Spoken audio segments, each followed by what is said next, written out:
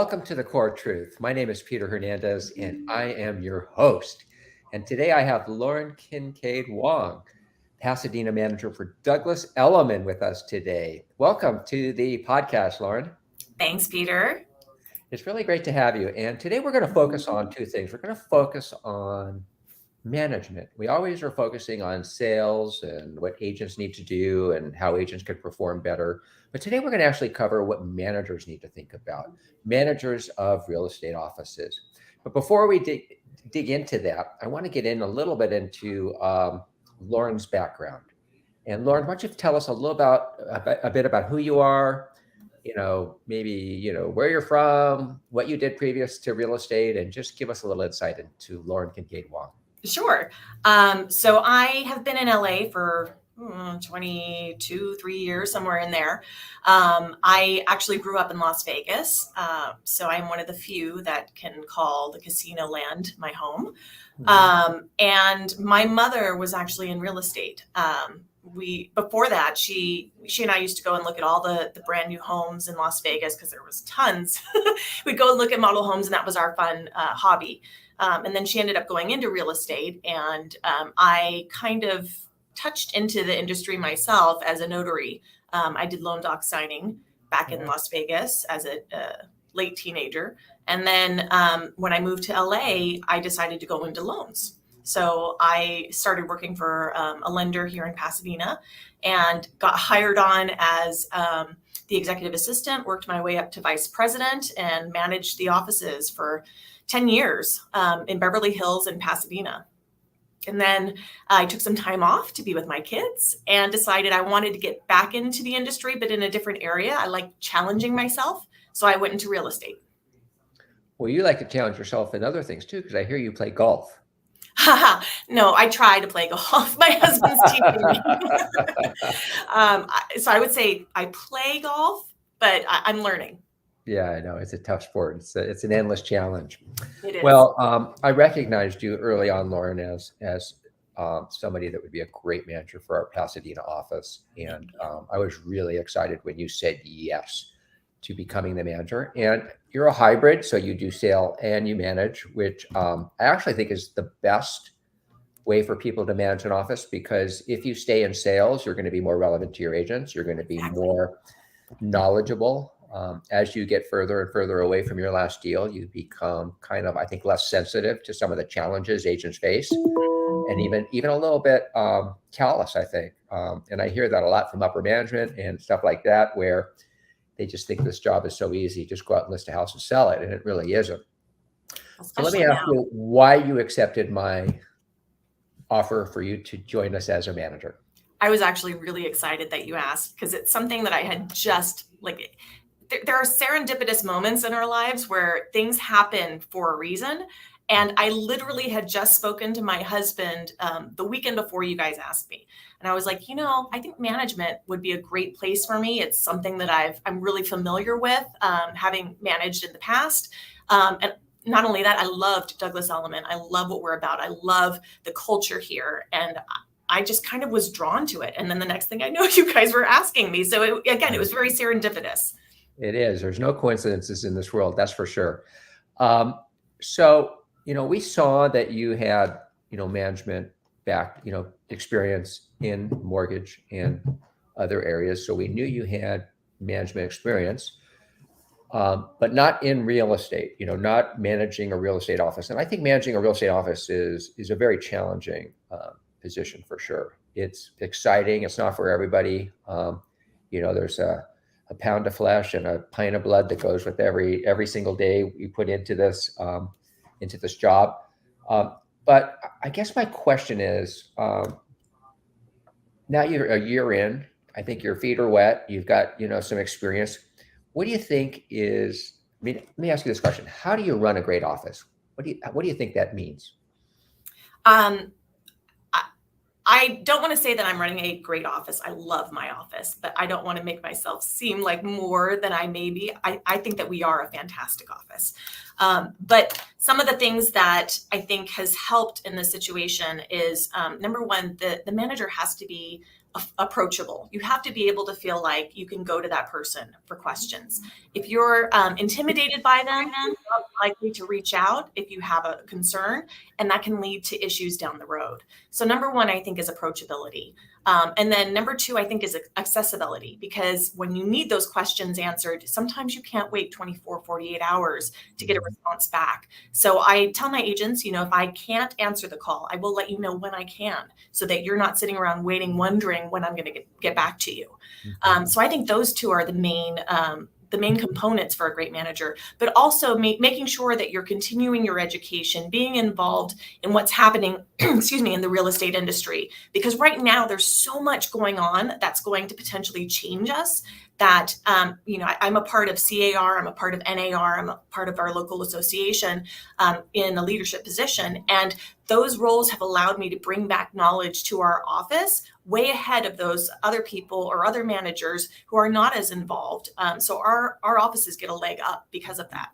Yeah, I mean, you're the president of your local board, aren't you, as I understand? I'm going into my presidency for 2024, yes. That's right, that's right. And as a member of the board, a member of CAR, and a member of NAR, you know what we're lobbying for. Some of the threats to our business and home ownership. Absolutely. Some of the challenges agents are going to have with their businesses. Mm-hmm. I know we're going off topic, but I think this is important. Why don't you kind of tell us what you think maybe a couple of the biggest challenges are, and what we should be thinking and doing about them? Absolutely. Well, the two major issues right now are, number one, is the co-op lawsuits that are happening between NAR and some of the other main players in the industry. This, by removing the ability to pay the buyer's co-op, there's a lot of potential changes that could come down the road, including possibly removing the need for an MLS and selling within your own brokerage. The listing agent, therefore, now represents the buyer. If we don't have that co-op, that's something that I see could be a potential. So right now, Anywhere has already settled their lawsuit, and there are some others who are still waiting to determine whether or not they're going to move forward with the actual litigation, or if they're going to settle as well. But that initial settlement is kind of setting the stage for what's to come. And so that could be a huge game changer in this industry. And if you're not a listing agent, you really, really need to be. The second issue that we're facing here in California is ACA 13, which is a threat to the Prop 13 that we passed in previous years, which allows people to take their property taxes with them at a certain age. Now, if that goes away, or if we remove the ability to take that same level of property taxes, home ownership can become more unaffordable for people, and there will be less homeowners that are entering the market. So that's another. And leaving the market, because why would you sell? Exactly. So those are two huge things that we're facing right now. And I know that we're working really hard on ACA 13. And right now, there's not much we can do regarding the co-ops, but we're sitting and we're watching and we're taking note to see what we need to do to prep ourselves for those changes. I know a lot of these changes are, from the state or the Fed's point of view are changes to protect consumers, but sometimes they don't understand the nuances, or they don't understand how it could actually work in an opposite way. I mean, I think a great example is ULA tax. I think Mayor Bass had a great idea to, tax luxury people so that they could help the homeless, which was a great idea. But all they did was reduce income, because now no one's selling. Right. No one wants to pay the tax, so they just don't put it on the market. So some of these ideas, while they're good in concept, backfire. And I think that's why, particularly was it AC 13? Is that what we're calling it? Yes. Is a huge potential decrease in revenue for the state, because it's not going to raise taxes on people moving to new homes. What it's going to do is people are going to stay in their homes and not sell, which is going to hurt everybody all the way around. And it's going to have a huge impact on our state's economy. Which, without ACA 13, we're already facing that issue, because so many people bought during COVID at a 2.5% to 3%, or refinanced during COVID to 2.5% and 3%. So they're not going to sell either. No, and then and still the untalked about thing too is most people aren't selling. There was a I guess it's been about, 15, 20 years now that our inventory on the market has decreased. And we've been selling properties from a decreased inventory. And originally, the beginning of that decrease in inventory was in our capital gains tax. We have a really high state and federal combined capital gains tax in California. So people are just saying, yeah, I'll just keep it and pass it to the kids. You know, we're Right. not selling.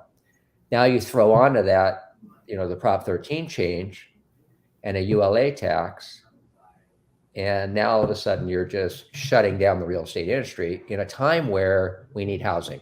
Absolutely. And we need, and the thing that people don't understand is when a real estate sale happens, Lauren, it activates a lot of businesses, escrow companies, mortgage companies, moving companies, furniture companies, remodelers, contractors. I mean, I've just begun to touch the list of people that are impacted by it. So I would love you to maybe in this chat here, we can put up somewhere where people can write their senators or regarding AC-13, because I think it's extremely important, and maybe Absolutely. put that in the private chat, and Sunny can somehow post it on our webinar here, I mean, our podcast as we go forward. Okay. Our assembly members are no longer accepting any emails or contacts regarding ACA 13. So unfortunately, that's not something that we can move forward with. But it was something that all the associations had called their members to do, and because of the resounding response they received, that's why they're no longer requesting any more. Okay, great. All right, so good. So that's done. All right, so now that you've had experience running a real estate office and you've had experience, you know, running a different kind of business, what would you say the major differences are between running a real estate office versus maybe a mortgage? Well, a mortgage broker might be somewhat similar, but maybe an employee type company. Yeah, I mean, managing loan officers has a lot of similarities, but the main differences are we're all salespeople, but loan officers, on the basic sense, don't necessarily do as much on the back end while it's in underwriting. They're managing the transaction. They're following up with the underwriter. They're following up with the appraiser, but they're not necessarily as hands-on. Real estate, we're hands-on start to finish. And there's so many more complexities within a deal that we deal with than a lender does. So, you know, making sure that we're all educated and we understand what each of those nuances are, or reaching out when you don't know what those nuances are or how to best approach them. That's what makes management of real estate a lot different. So my education, my continuing education that I do is a daily thing. I always make sure I'm learning something new every single day to help better manage my office and be a resource for my agents. And that's something that I didn't have to do as regularly as a mortgage manager. We talk about that a lot on our morning calls. We talk about, like, would you go to a doctor that wasn't staying current with the most advanced medical practices? And you probably wouldn't. I remember one time I walked into my doctor's office and I actually looked around at all the equipment and I said, boy, this stuff looks really outdated. And so then I went and interviewed a couple of doctors and I was right. Yeah. You know what I mean? I mean, the equipment, everything was so different. So to me, it's very important that we stay completely current with what's going on in our industry. Absolutely. Are there certain skill sets, like if somebody is in management or they want to go into management, are there certain skill sets they should have that would make them a good manager, in your opinion? You know, anybody who has run a team typically already has the ability to manage an office, because it's the same thing as running a team. So I have a team as well. And it's making sure that you're educating them on any new issues that are forefront in our industry, making sure that they have the tools that they need to be able to generate leads, to be able to manage their transactions. Again, being a resource. Something that I think is extremely helpful in the office management side is making sure that you can relate to people where they're at. It's not about making them become something else. You have to be able to meet them where they're at, whatever their personality style is, and be that support to that person. So even though we're talking about office management, all of this can also be incorporated as a real estate agent if you're overseeing a team as well. I love that. I love that. What would you describe are your priorities as a manager in building your office, thinking about your office, supporting your agents? You know, I think about a lot of the things that I wanted as an agent from my manager in different brokerages that I had been with before. And a lot of them were very hands-off, and you only heard from them if they were at the office meeting or if you had a question. And I don't want to be that type of manager. I want to make sure that we're constantly providing value. So even something as small as what we're implementing this week, today is our caravan day. And we decided to put together an office caravan where we're going to meet ahead of time and all caravan out to each of the properties and then come back and discuss it in the office, answer any questions. And we're going to do that on a weekly basis. So something as small as that to bring people back together, especially post-COVID, when we're also used to being isolated in our own homes, bringing people back together to collaborate and talk about the market and make it more of an open space. That's something that I really am excited for. And I hope that the agents are too. I'm sure they will be. I think that is something that was lost years ago, and we need to bring that back because human connection is so important in so many levels. It really is. Yeah. What else do you think is a priority of a manager? Again, making sure that we're providing value. So each office meeting that I have a little compliance section. And I kind of take a nod from John in his office management meetings as well, where he kind of throws out candy to people who answer questions correctly. So I do a little compliance Jeopardy game, and I throw out a question and people answer it. And if they answer correctly, they get their candy. It's little things just to make it a more fun environment, but still learning at the same time. And it's amazing. You catch on those things like, oh, wow, I didn't realize that I was supposed to be doing that within 24 hours, But I think making learning fun, but also providing that value to them. I notice your office is really landing some huge luxury listings. Yes, we're very fortunate. Very big in the high end. What do you think are the reason that you're getting these big listings that other offices struggle to get? Well, I think it's definitely the reputation of the agents themselves. They're also with a fabulous brand, Douglas Elliman, that can help support them. And our PR department has been very instrumental in a lot of that as well. We have an agent who took their first mega multi-million-dollar listing, and PR was all over it, helped them get the placement that they needed. It's for a celebrity. And, that helps to nurture that relationship with the celebrity as well, because they understand that they're getting their money's worth. They're getting the exposure that they need to sell this property. I can't say that I play any part in that, in helping them to land these listings, because a lot of them, it's all them. It's their reputation. It's the people that they are, how approachable they are, and the knowledge that they have to be able to land these listings. Yeah, we have great listings. You have great agents and great listings. Mm-hmm. What do you think agents are looking for in a manager? Like when you're, and then I'm going to ask you another question. What are you looking for in an agent? So when an agent is let's say you're at a recruiting meeting and an agent's coming in, and what do you think they're looking for from you? Like what in a good manager? They want to know that they're going to be able to get their questions answered as soon as possible. I think that's the number one question that I talk about in our interviews.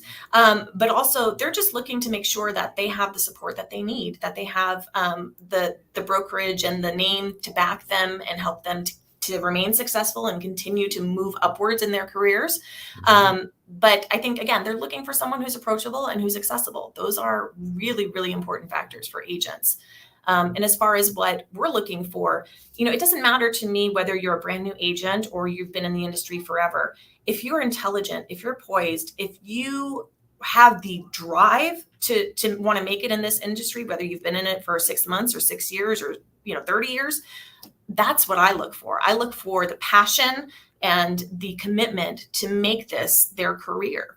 And so I will hire someone who's brand new, doesn't know anything about the industry, but has the passion and drive. And I know that they're going to work hard. I would take them 10 times over someone who's been in the industry for 5-10 years and just is kind of sitting back and not really wanting to do much and just letting it come to them. That's not the way to be successful in this industry. You really have to drive, especially with the changes that we're seeing coming down the pipeline. We have to be able to do the work, to make the calls, to, create relationships with people, to maintain those relationships and work to get those sales. That's what makes us a successful agent. Do you have a favorite question or to ask an agent to determine whether they have that fire or not? Is there like a question you would offer managers to ask?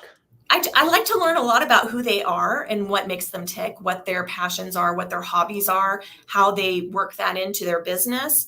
And that's really kind of where I find the determining factor of whether or not they're a DE type of DNA.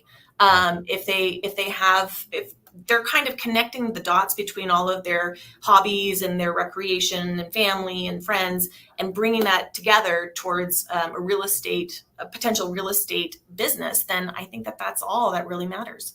Our growth managers, they're talent acquisition researchers, and they bring people to you.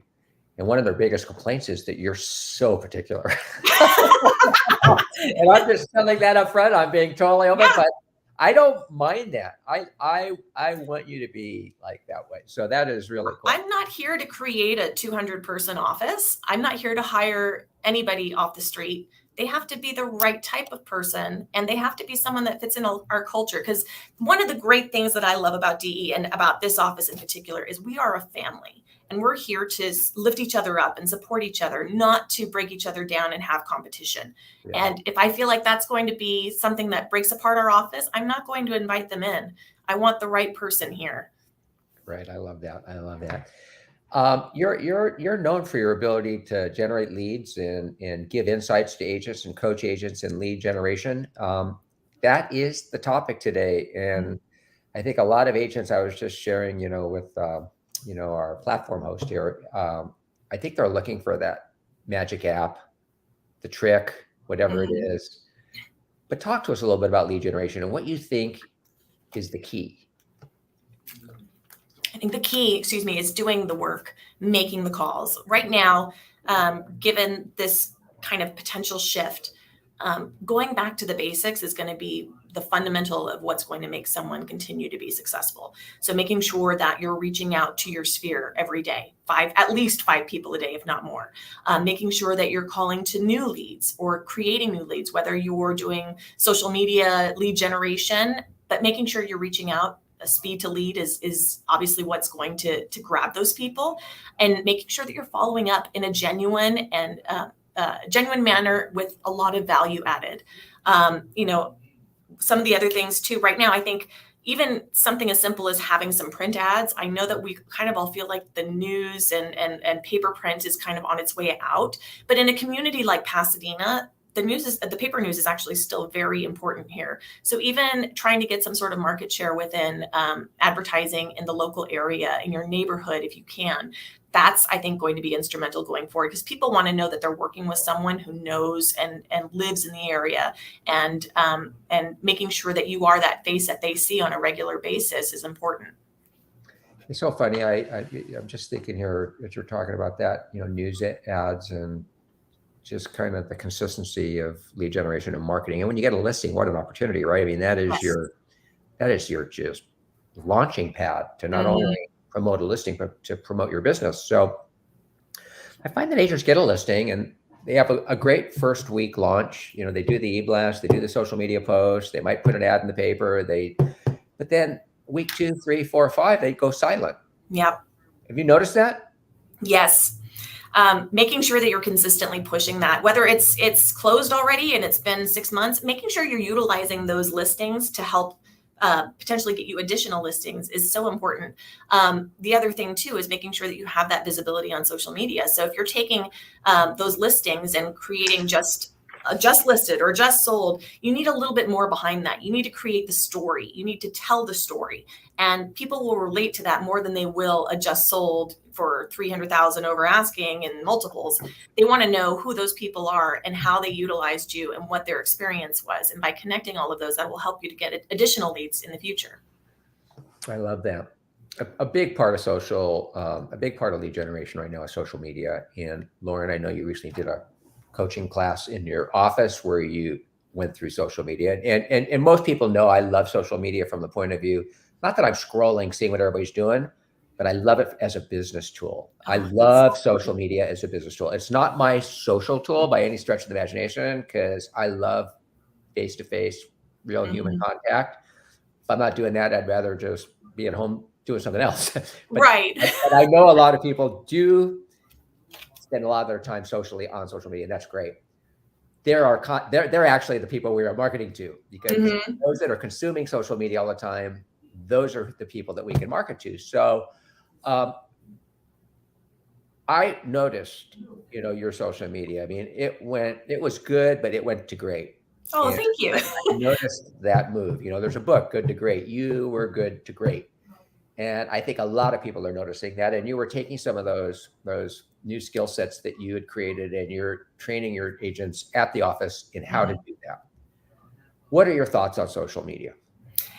Social media is a completely underutilized tool for lead generation. And honestly, I need to be doing more videos. I just, with between my 3 jobs, I don't have a ton of time. But Four jobs. yeah, 4 jobs. But, making sure that you're doing consistent video. I mean, we have an opportunity now to be able to reach people in a way that we weren't able to do 10 years ago.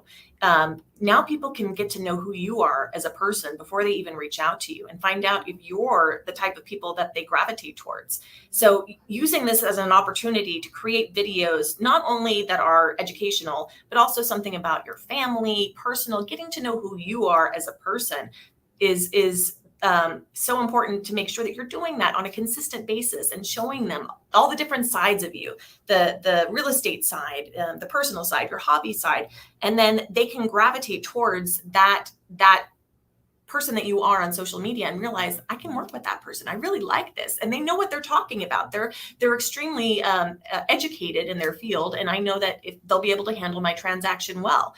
But there are so many people who get stuck behind, I hate the way I look on camera. I hate listening to myself. I don't know how to be personable on camera. And it's really just about being who you are, starting from where you're at, and not comparing yourself to people who are out there doing videos consistently and have been doing it for years. Those people started somewhere, and you have to start somewhere too. Just get the video out and start doing it regularly, and you'll grow as you continue to do it. And people will appreciate that you're being your genuine self. Mm-hmm. Well, I mean, you're so comfortable on camera, and I think you really kind of tune into what people want to hear. You know what I mean? I think you've picked topics that people really want to listen to. So talk to us a little bit about how you decide what content to put on your videos.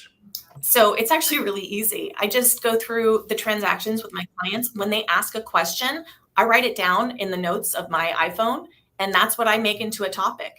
If they're asking about it, chances are there are 10 other people who want to know about it as well. For And sure. it can be something so minor that you think, oh, they don't need to know a video about what goes into a down payment.